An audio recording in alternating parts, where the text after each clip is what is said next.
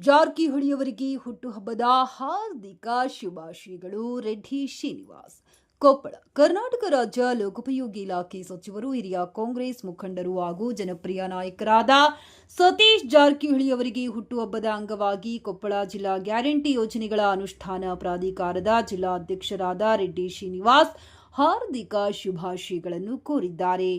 ಈ ಸಂದರ್ಭದಲ್ಲಿ ಶುಭಾಶಯ ಸಂದೇಶ ನೀಡಿದ ರೆಡ್ಡಿ ಶ್ರೀನಿವಾಸ್ ಅವರು, ಸತೀಶ್ ಜಾರಕಿಹೊಳಿ ಅವರು ಸರಳ, ಸಜ್ಜನ ಮತ್ತು ಅಭಿವೃದ್ಧಿ ಪರ ಚಿಂತನೆಗಳನ್ನ ಹೊಂದಿರುವ ಜನನಾಯಕರಾಗಿದ್ದಾರೆ. ಸಮಾಜದ ಎಲ್ಲಾ ವರ್ಗಗಳ ಅಭಿವೃದ್ಧಿಗೆ ಶ್ರಮಿಸುತ್ತಾ ಜನರ ಆಶೋತ್ತರಗಳಿಗೆ ಸ್ಪಂದಿಸುತ್ತಿರುವ ಅವರ ನಾಯಕತ್ವ ರಾಜ್ಯದ ರಾಜಕೀಯ ಕ್ಷೇತ್ರದಲ್ಲಿ ವಿಶೇಷ ಸ್ಥಾನಮಾನ ಪಡೆದಿದೆ ಎಂದು ಹೇಳಿದರು. ರಾಜ್ಯದ ರಸ್ತೆ, ಸೇತುವೆ ಹಾಗೂ ಮೂಲಸೌಕರ್ಯ ಅಭಿವೃದ್ಧಿಗೆ ಲೋಕೋಪಯೋಗಿ ಸಚಿವರಾಗಿ ಅವರು ನೀಡುತ್ತಿರುವ ಕೊಡುಗೆ ಶ್ಲಾಘನೀಯವಾಗಿದೆ.